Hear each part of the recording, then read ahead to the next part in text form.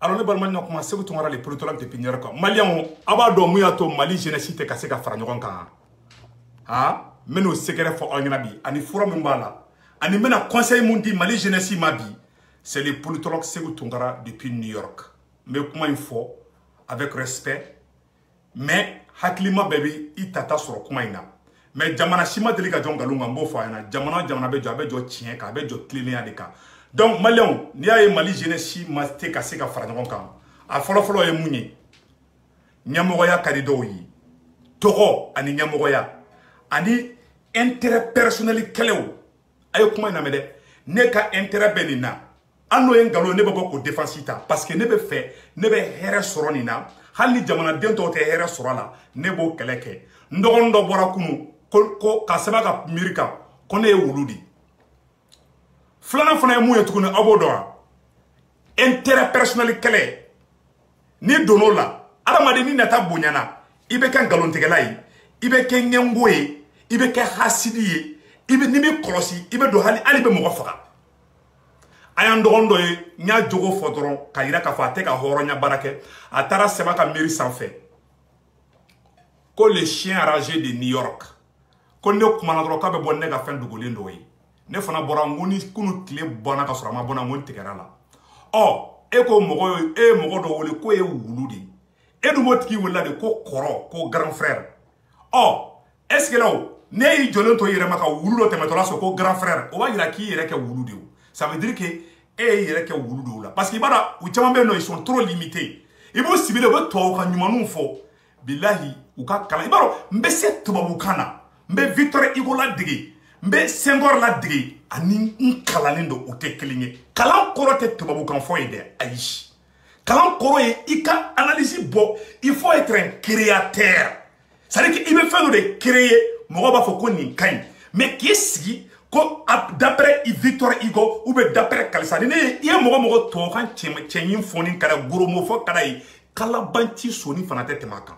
Ou de boka intellectuels parce qu'ils sont limités. A bora c'est que tumara ou yene to tien ça. Oh, au konema tellement dimina parce que ibaro ni ne yi gushi ne ka misili aka juguni américain nga misili tomahawk yi o minyo ko misili te dien kono. Ni ne yi gushi billahi ite je ka joyi singa. Nyatigi jogo jugu de fo avec a kalabantia mke ko fo a njabini jumengi akoma konye wulu ye folo ko les chiens enragés de New York bianya bala ka gagner la ka procès là ko procureur ya ka dossier classé sans suite ngelela jaja ale kara magistrat ou ka avocat défenseur di parce que procès ba le bulu ani magistrat be ka code ko mani ale ba fo ka be kani no e video ke ale ba ta ka black page sans fait oyen tienye oyen galonyo ka moko belastran parce que ale re kodo ba le re kunkan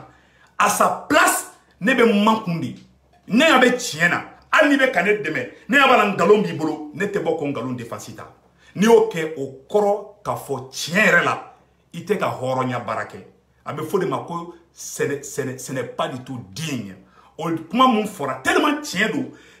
tien ya frappa klokoro amase ka dore fo ko les chiens enragés de New York. Kasoro ego ko muye wulu ego wule korokela. Idrisi koni po wula ka tegere fo damna ka pasi sans fait. Ka taga wulu flabla ko video manu be kele ko lu be wulu fla shu nyogona. Idrisi koni po te yele foni kojugu do mo soro. Idrisi koni po te yele fona ya me ko do be na ta kasola. Idrisi koni po be tegere fo ka maraba yasa don. Ni korote ke Idrisi koni po bula ba chi do la réseau kan. View ani j'aime no fait.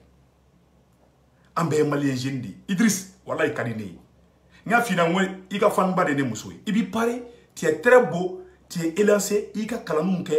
aji ube ka koroba doni muso ngo furu ika dendo soro ikiga vini gland te vie wallahi Facebook nye passage kodi hali 1 million j'aime soro o tena ike hero ye o tena ike fuyi ike wale mali mbe oro minabi mali te j'aime te mali sauver bi 100 000 vues au thème Mali sauvé bi Mali sauvé li be bo acti di la acti kromi kewali an ma wula ngan tege di nyogoma parce que jamana mbe ka bambolo di tu sais que ibaro to bu faire la mamuna farafin ngani ngedi may juguya imbana quoi ni ne Idriss e drone agli be jigi an moke koroba munya an moke taku di to bu ma ko ke jonya ide parce que do komani to dro bu taku fere to bu ma ni mu sera mu na dro obo taku fere ko di to bu ma Idriss bene akle jigo de ko Arasjan tara kasola Idriss bora ka tegere fo ko Arasjan be boge palamono ne ado ne kashira ale ne dogoni mu ne wole ko ne chien enragé tellement jara Idriss ça dit que quand Fiajin doga wuli doro Idriss be wuli ka dado ala Idriss est toujours content quand le malheur arrive aux gens à tes interventions qui gabla ale rede ke sababu de ale be tegere de fo ale ba nyini de e ka taka wola Idriss ote ça dit Outma isa odabla sa wala ikadini to nte viyo ba wala e ba do ebe sabi be sashini tado nebe sabi nebe sashini tado Idriss ne sara ne ka vidéothèque qui te leçon do apprendre à la bon différence ben na on parce que ne ka petit na wi Idriss yera ne ka golde yera de me se ka fo parce que ne ka golde fe wol ni Idriss de promotion ni ma Idriss kalande mais il est comme mon ancien élève ma djacho de là parce que ne munu kala Thierno Ndiaye ni ko ma jabati no do ka koroni Idriss yu donc ntena do détail na donc ne be mu nyefina abe mo kuna kebe fembe don ite fem don ne bolo ne te fembe don oui j'apprends avec toi Idriss allez mo be brousse kono wala ibe aklata do sora fait personne n'est autosuffisante ibalo dies kuntala ka suru quoi anara ke jugo abi dusuku no trop Idriss keleya bi dusuku no trop tu as un cœur très rempli de haine aywa Idriss flé ou jeune tamna flé ninu diara naw kadi nimi kolosi bi enregistrer billahi ne ala na krache ça dit que aw be diara wati mina olu be ka kele préparer mais ni préparer na bora domina nan kella domina be boni ni ka libu ne o ke be ki yere de libu mo be tigara fa la Idriss pourani karsaka ni ye mais mon ye be dien kala mama chi te gere labli personne ne peut te recevoir ne be se ka baro ke ni Maliki Diaw ye téléphone na parce que abado ne ta enregistré ne be baro ke ni Assimi Goïta ntisa anda da kuma la quoi mali mo batte mu ne te baro ke ça dit que ale ne ka France ko kala la ne be boni France ka fin chamani ne be boni ko chama complot yi avec la jomba dinema ne tenda do la me dan yoro la c'est des personnes de ressources do bi wéré ne ko ni be bona ka réformation yoro tme ne te depuis ala kane da ne ni be kele amenyo fara mais ne te boni ka gundo yi jamais ne ta ke et be bona tikita e mo bi la jedo personne ne va te croire oye démissionné à côté oye nautara basa faka yoro la sisan non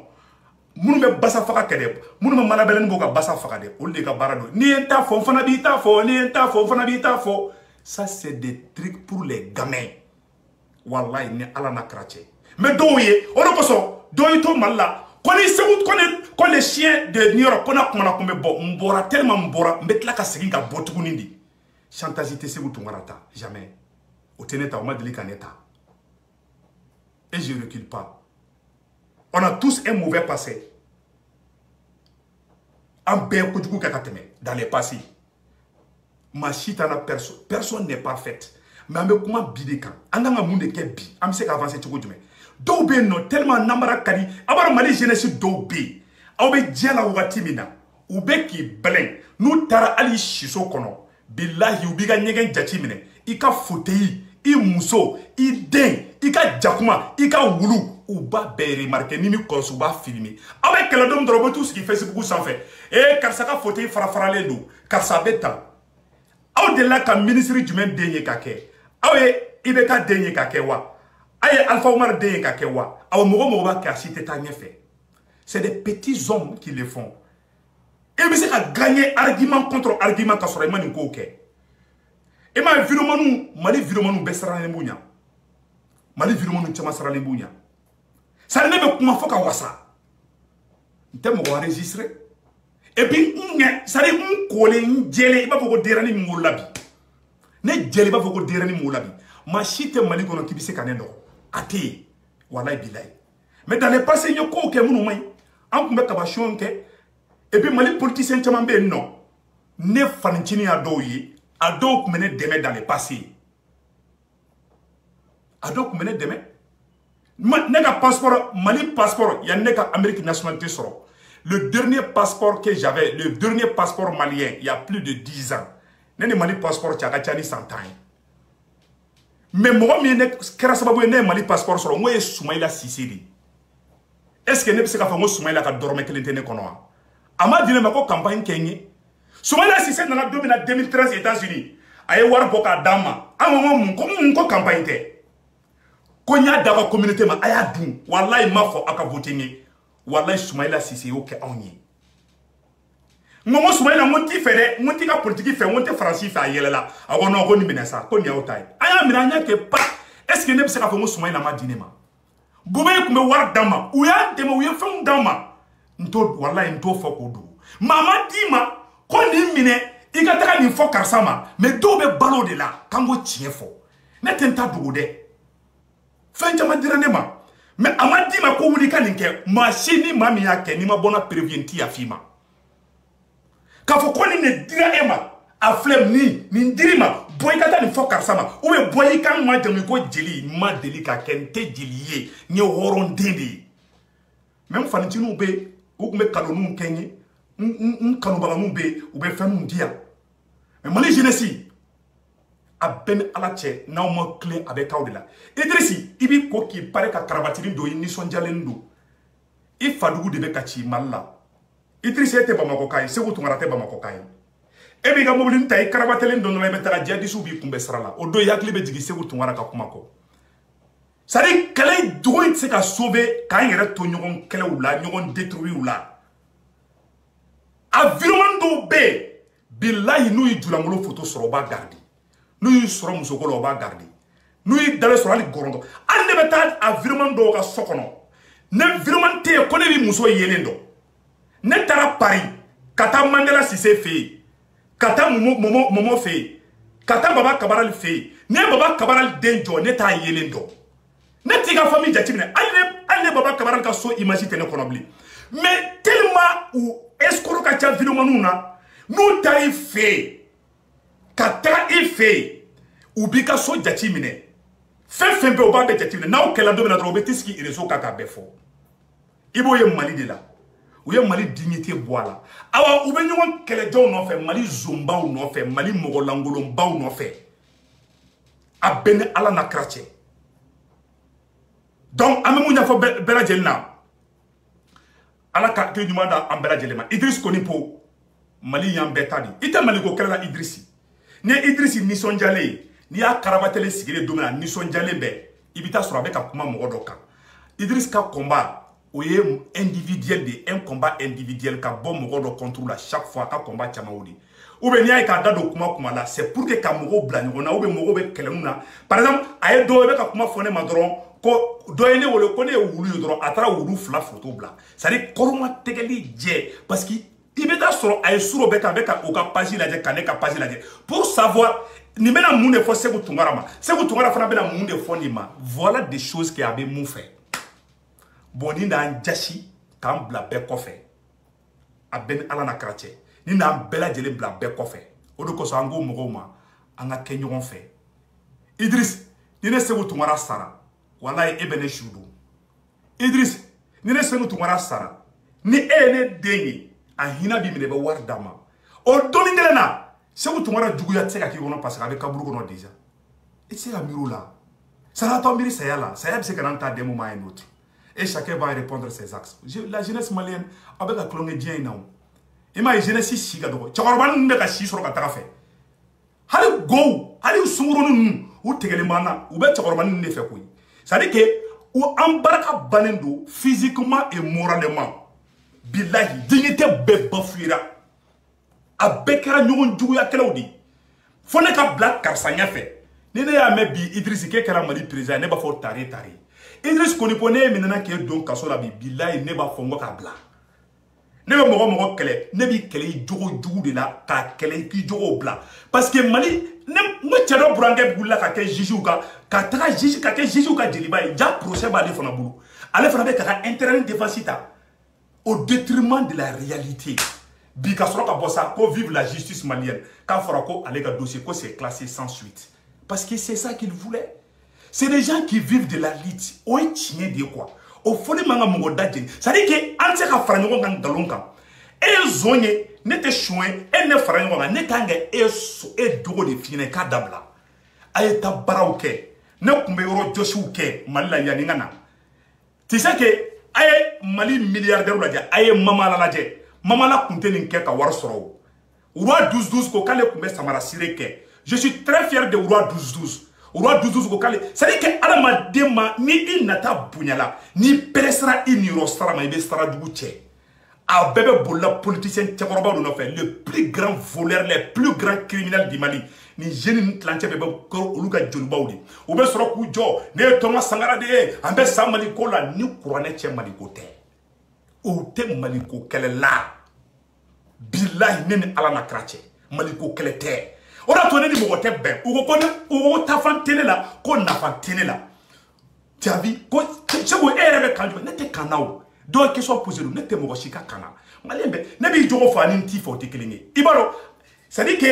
hasidiya, nyangoya, fonga teme karsala, nebe karsa nyan. Ode Mali jeunesse black en fait. Ben leader ye, chite chilame, bébé fait qui tani so. Leader ye fana kala jagoba kunde ta waro soro politicien krefe. O politicien kele mon ambe ku kele, o faso chila mon ambe ku kele. O jeune do be ka wuli ka koluka gribuye. Ou be war na soufe, o be tla ka fo ka to nga doni fima. Ou bien politicien frappé, ou bien béala, mais ou bien à yoro, après on va être là, il faut qu'il m'aille cogné deux femmes. Ou du coup, on va être là, au tantou. N'a-t-il pas que il se confond, mais quand on a fait un mine, tiens, on de Horonyaï. Bon, quand on a un kelete nyaï, à tout moment, un magistrat au Caïn, un frère de magistrat au là, à deux qui a gonflé la bladi. Vieux blanc borako magistrat beka munge ko ka ako je m'excuse ko yentem ka grève ka kain ka oji mumbora mali sire cité muma bo ekele mi se ka ikoda be kola ekele be kodoni be yo awa no sigile o ka arajo no nkuna ne o sigile ye ay kolu nyogo karsate ha nyogo te et puis mbedo yo be tekere fola olu no fait quoi alors que o te ka kem mali côté ala côté kira côté ko yere nege daye kolongolo babu chide ni dona kolongono ka datu ka bo fara kasa be do ekele ne nuna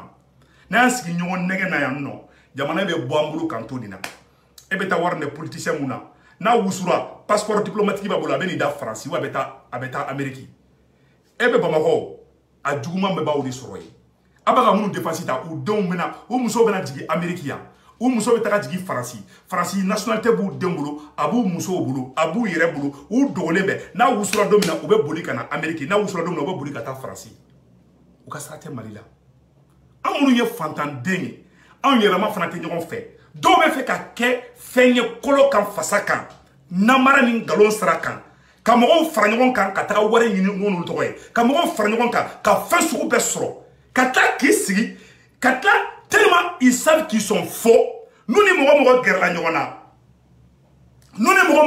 na u b'o enregistrer n'u ni mɔgɔ gɛrɛla ɲɔgɔn na u b'o tigi ka ko dogolen dɔ ɲɛɲini k'o ɲɛdɔn n'u mi julangolo photo ɲini u bɛ muso su ka bila i la u bɛ ko dɔ kɛ n'olu y'u ka namara ko kɛ don na ni e ko k'i bɛ da mɔgɔw la dɔrɔn u bɛ i bagabaga n'o ye ko ni kumana dɔrɔn k'i ka fɛn dɔ bɛ n bolo donc ni e fana y'o ye dɔrɔn e b'i ma kun u b'u ka suɲɛniw kɛ u b'u ka namaraw kɛ u b'u ka jahiliyaw kɛ u b'u ka fasojikow kɛ mais e tɛ se ka kuma n'e kumana dɔrɔn u bɛ bɔ n'o fɛn ye e bɛ maloya o kana bɔ voilà leur stratégie u ka stratégie ye nin dɔrɔn de ye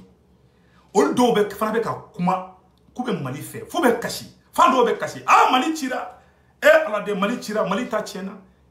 kala banci zoni fanaw ka sɔrɔ e yɛrɛ de bɛ ka wari minɛ aw de bɛ ka wari minɛ aw de bɛ ka litiw feere ne tɛ joli feere la jeunes kelen t'a kɛ dɛ hali alimami dɔw b'a kɛ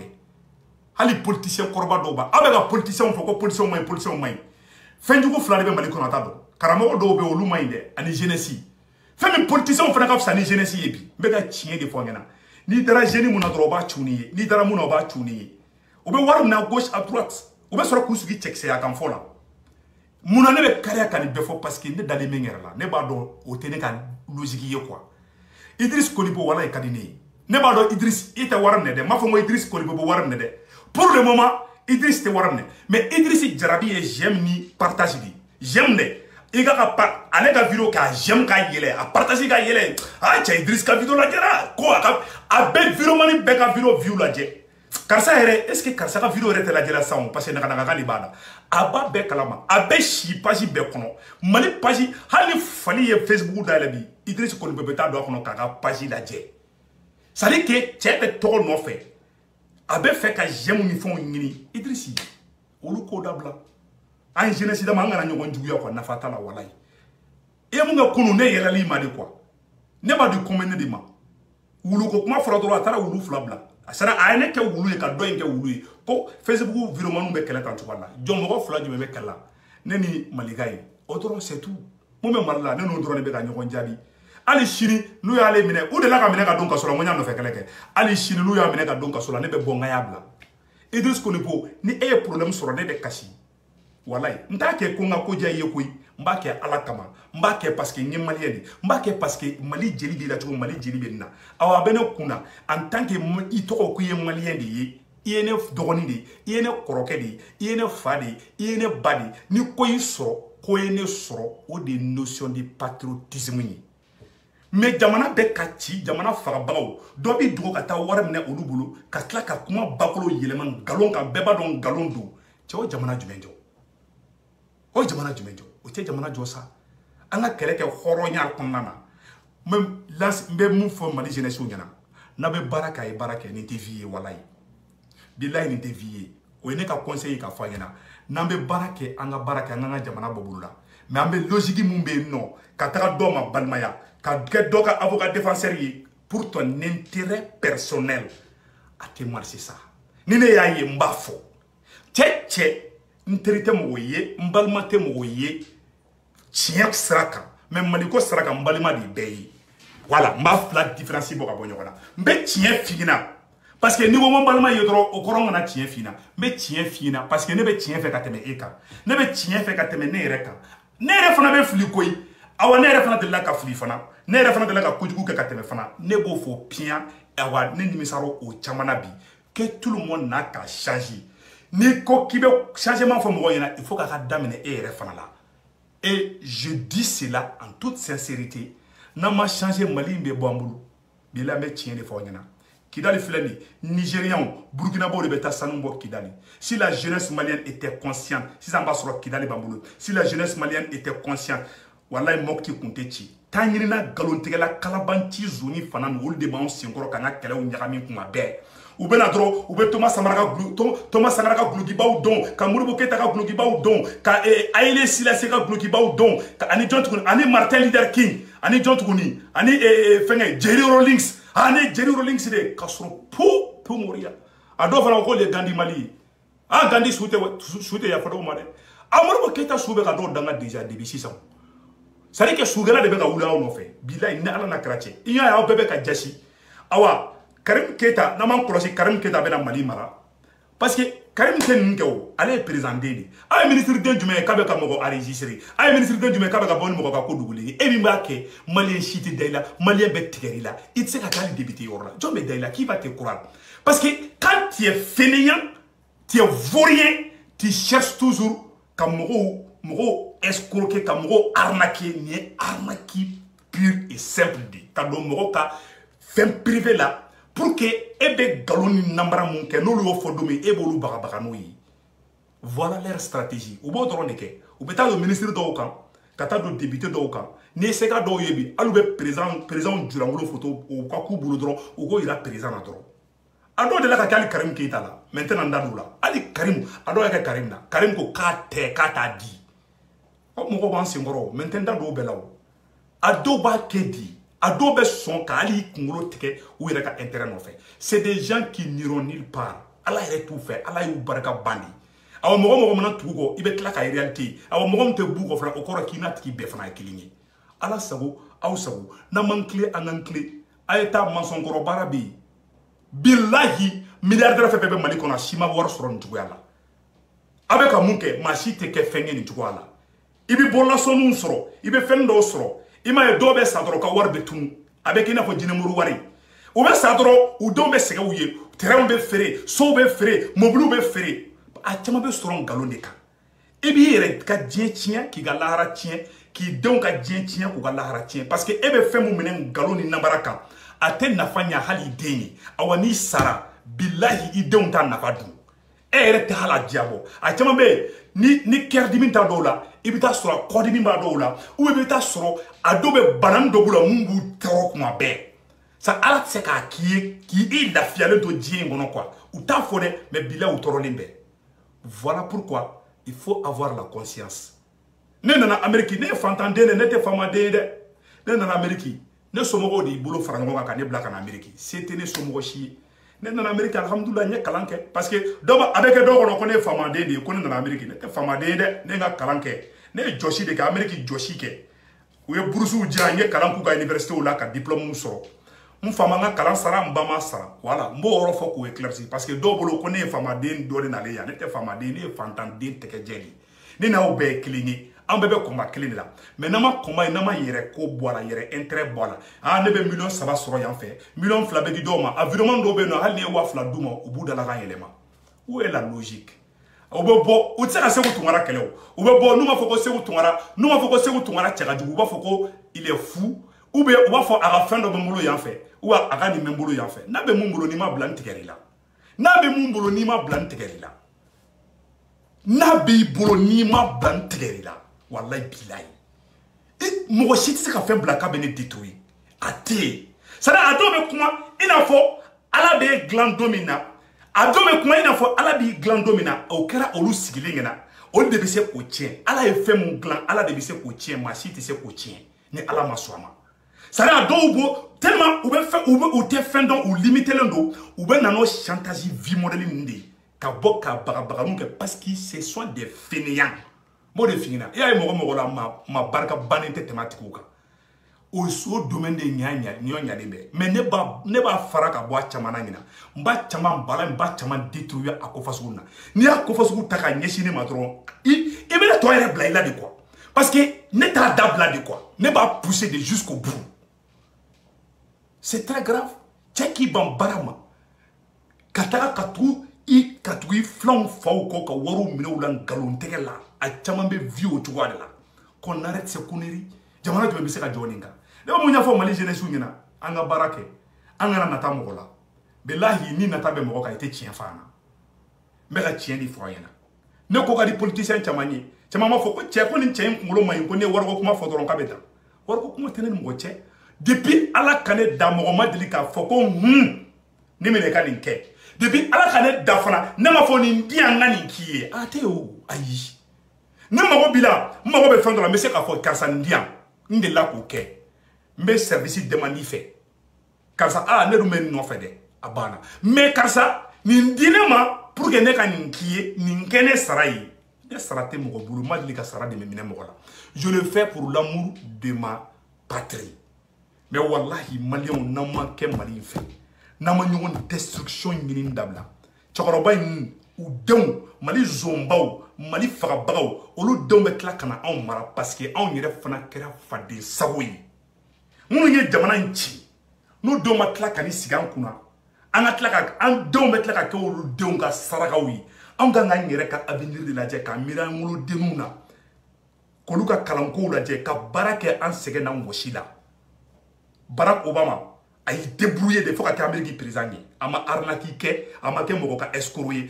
il a travaillé o roi Douzouz tun bɛ samara sire kɛ il est milliardaire aujourd'hui Mamala Nungu ye baaraw de kɛ c'est des gens qui ont travaillé aw hakilila ko diɲɛlatigɛ ye film Hollywood de ya k'i sigi dɔrɔn k'i nɔrɔ mɔgɔ dɔrɔn ko ye kɛlen ye fɛn ye mɔgɔ si tɛ kɛ fɛn k'i nɔrɔlen to mɔgɔ la i bɛ wuli ka baara de kɛ tu travailles tu dois accepter la souffrance dɔw tɛ fɛ dɔw bɛ san dɔ ka bala u wɔsiji tɛ bɔ fugaru de don u tɛ fɛ ka baara kɛ vie facile vie nɔgɔman de ka d'u ye awa n'o diyara i ye i bɛ kɛ nkalontigɛla ye ni vie facile diyara i ye i bɛ kɛ kalabanci ye voilà la vérité voilà le seul problème ani ɲɛngoya ni hasidiya ni ɲɔgɔn juguya ni ye bombe atomique da jeune dɔw ma u bɛ taa bila dɔw ka so kɔnɔna na tellement u tɛ ɲɔgɔn fɛ donc an ka kɛ ɲɔgɔn fɛ anw de bɛ wuli ɲɔgɔn ye awa jamana ye anw de ta ye jamana fitiri ye anw de mais n'an yɛrɛ ma ɲɔgɔn détruire ka bila ɲɔgɔn contre la ka kɛ kalabanciya kɛlɛw ye ka kɛ nagakɔrɔko kɛlɛw ye Karim Keita bɛ kɛ Mali président dɔ la Karim Keita den fana bɛ tila ka Mali mara fanga in bilahi bɛ munumunu n'an m'an kɔlɔsi politicien kɔrɔ kelen bɛ tila ka ni sigi an kunna parce que u b'a dɔn an yɛrɛ ma tɛ ɲɔgɔn fɛ voilà la vérité donc an ka kɛ ɲɔgɔn fɛ hali n'an ka dilantaw tɛ kelen ye an kana ɲini ka parce que sira mɔgɔnya i ni mɔgɔ min ka di waati min na a b'a essayer ka kɛlɛ préparer an ka di bi i jɔ n ka nin kɛ n'an kɛlɛla don min na n bɛ na bɔ a contre la i y'o ye mɔgɔ la bilahi a tigi tɛ adamaden ŋaniŋɛ ɲuman ye hali siya ɲuman tɛ n bɛ ka tiɲɛ de f'i ɲɛna aw bɛ jɛ la waati min na ale bɛ ka kɛlɛ préparer e kɔ kan o tigi tɛ maa ɲuman ye n b'o f'i ɲɛna bi a ben ala na karache o tigi billahi o te maje nyonyi me ka tiɲɛ de fɔ yana a bɛ se ka kɛ cɛ la cogo a bɛ se ka kɛ muso la ten ala an denmisɛnnin ma an terikɛ dɔw n'u ka musomanninw bɛ ɲɔgɔn fɛ bɔ ko dɔw kɛ n tɛna n da don la parce que n ye dutigi ne b'a fɔ ko nin ye mun de tantɔ a dɔw bɛ hali n'u ka gonu mana na dɔrɔn ko bɛ kɛ dɔrɔn b'u sigi a bɛ taa a bɛ n ko fana bɛ fɔ n ko non ne t'o la ou bien n'i ka gonu na cɛ a kɛra cogo di n ko he o tɛ ne ni mɔgɔ cɛ a banna c'est tout c'est à dire que bɛɛ kɛra i n'a fɔ bɛɛ kɛlen bɛ ka sɛ bobara de dun quoi c'est à dire que u da ka fɛgɛn quoi hali ni ko kɛra u b'a bɛɛ fɔ n ko Amérique yan nɔ ne delila ka taa gɛrɛ dɔ la ne y'a bɛ dutigi cɛkɔrɔbaw sigilen na n tɛ fɛ ka yɔrɔ adresse fɔ quoi o sigilen bɛ dɛ cɛ maliyɛn cɛ jogo man ɲi c'est à dire que walimusow dɛ aw b'a hakɛ to dɛ u ni walimusow ye ɲɔgɔn fɛngɛ mun kɛ dɛ u yɛrɛ sigilen u bɛ k'o fɔ muso dɔ bɛ tɛmɛ dɔrɔn cɛ ni yan ne ni nin yan to ta bɔ tan u b'a a ko bɛɛ fɔ ko kɛra u b'a bɛɛ fɔ cɛ a fɔ nin bɛ k'anw ta la yen ça c'est quelle vie comme ça sutura foyi t'a la o de kosɔn i y'a ye mɔgɔ mɔgɔ la personne est l'image de sa famille a bɛɛ n'ala cɛ la personne est l'image de la famille awa n'a tigi y'a kɛ dɔrɔn i b'a ka famille jateminɛ dɔrɔn bilayi a dɔw bɛ se ka bɔ famille ɲuman na parce que du saraka dɔw fana bɛ yen ni du saraka bɛ bɔ dɔrɔn a bɛ taga da den dɔw kun k'u kɛ mɔgɔ lankolon k'a sɔrɔ fa ka ɲi ba ka ɲi mais a dɔw fana ka du kɔnɔna yɛrɛ de man ɲi et chacun est l'image de sa famille ala kana n ko ye ala kana si ko ye adamadenya kɛ hɔrɔnya ni danbeya kɔnɔna na i ka baara kɛ i sɛgɛn ni wɔsi la ne tun bɛ biriki gosi kɛ ne tun bɛ lɔgɔci kɛ ne tun bɛ wotoro poussé kɛ tellement ne tun bɛ wotoro poussé ne terikɛ dɔ bɛ yen nɔ tellement an tun bɛ faligɛn kɛ dɔw la a tun bɛ kilasi kɔnɔ a bɛ sinɔgɔ la quoi an bɛ kilasi kɔnɔ dɔrɔn a bɛ sinɔgɔ la dɔrɔn falini dɔ tun bɛ ka tɛmɛ quoi parce que anw bɛ fali ne tun bɛ fali wotoro kɔnɔ donc ne terikɛ ale fana tun bɛ faligɛn kɛ donc n tɛ fɛ ka tɔgɔ fɔ quoi parce que n dalen ma la n y'a kuma fɔ a ye kɛlɛ kɛ n na quoi a sigilen bɛ kilasi kɔnɔ a bɛ sinɔgɔ la dɔrɔn falini dɔ de tɛmɛna quoi falini dɔ tɛmɛna an ka ekɔliso finɛtiri kɔfɛla la falini ye kasi ko hɔhi ale fana ye talen to sinɔgɔ la dɔrɔn ko hɔhi parce que ale tun bɛ to ka fali kasikan na dege ne ko karisa e bɛ fali kasikan na dege don dɔ la a bɛ kɛ malo ye dɛ an bɛ kilasi kɔnɔ an ka misi bɛ ka lɛtiri k'an kunna dɔrɔn kilasi sumalen bɛ dɔrɔn falini ye kasikan kan dɔrɔn a b'a sɔrɔ sinɔgɔnin b'ale la quoi a sigolamanin na dɔrɔn ale fana ko hɔhi falini yɛrɛ ye to fo finɛtiri kɔfɛ k'i jɔ siɲɛ kelen non ça c'est le truc olu bɛɛ kɛra parce que anw tun bɛ baaraw kɛ anw bɛ fali wotoro gɛnw kɛ ne tun bɛ samara sirew kɛ ne tun bɛ lɔgɔciw kɛ ne tun bɛ masɔnkɔrɔ baaraw kɛ an tun b'o bɛɛ kɛ k'a sɔrɔ se dɔɔni m'an parents ye u y'an dege gɛlɛya de la cɛ mɔgɔ si tɛ hɛrɛ sɔrɔ n'i ma sɛgɛn